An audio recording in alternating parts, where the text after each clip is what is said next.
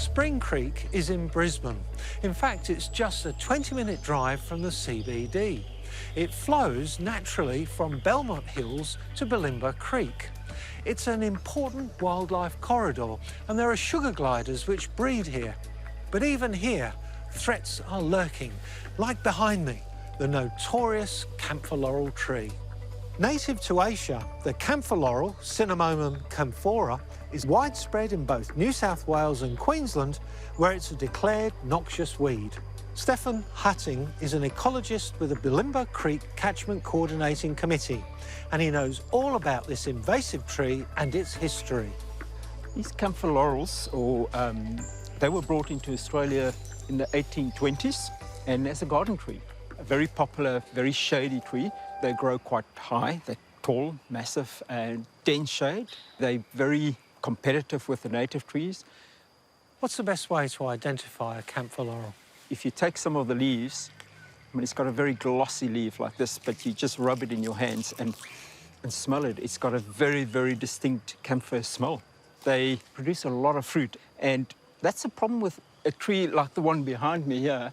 They can produce about 100,000 seeds per season, and it's spread by the birds. They create a very, very thick foliage, so very dense shade underneath, and basically it outcompetes all the native plants.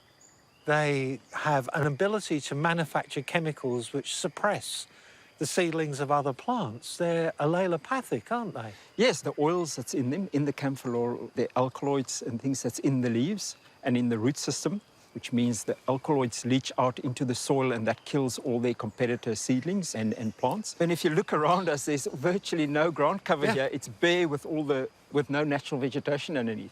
And that becomes a real big problem for us, especially in creeklines and in your natural bushland, because it creates process, or it can facilitate erosion.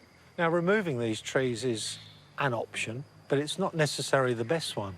I mean, where we stand here, it would be extremely difficult to get big machinery in, for instance, to come and remove this. You'll have to cut a track through native vegetation to get the machinery in, and it is very expensive. It's a challenge for us to control these camphor laurels, and because they grow so dense, they become almost a monoculture, and through time, you know, you get constant degrading of the creekline.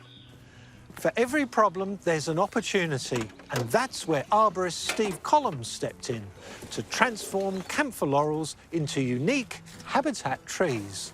So, Stefan, how did you meet Steve?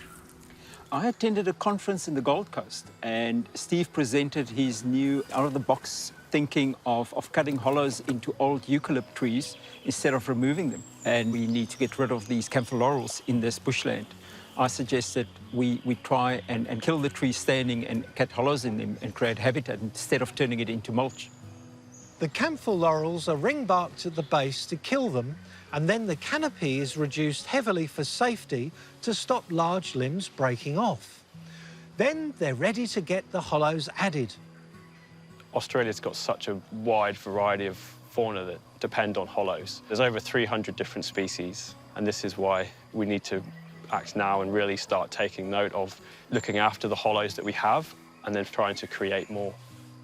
How do you go about creating nesting hollows? Well, Steve is going to take us through the process. Firstly, with a cut-down demonstration model so we can take a closer look. Is it possible to custom-make these to suit different species of animal?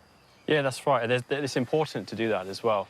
We never do two the same. They're all slightly different. We look for different features on the tree like this, so we have to work with what the tree gives us. So if there's a feature that we can utilise for an entrance or another feature that we can utilise for a larger nesting space, they're the things that we will look at on the ground and then plan how we are going to create the hollow within the tree. Carving an actual hollow high up on a dead camphor laurel takes special equipment, an arborist's skills, and of course, a head for heights. Fortunately, Steve's younger brother Ross is up for the job.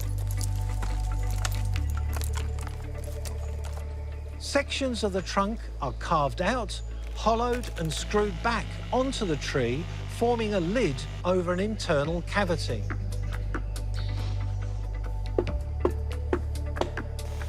It's a pleasure doing this on camphor because it's such a pliable timber. It's nice and soft. It's good for the equipment, but also it means that we can do twice as many hollows within a large camphor like this than we would be able to in a eucalyptus. So how long would these hollows last on these trees? I'm hoping these would last, I'd be confident to say 15 to 20 years.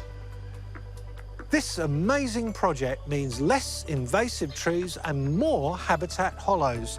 So it's a win-win for the environment and, of course, the native wildlife. What do you think of Steve's work here?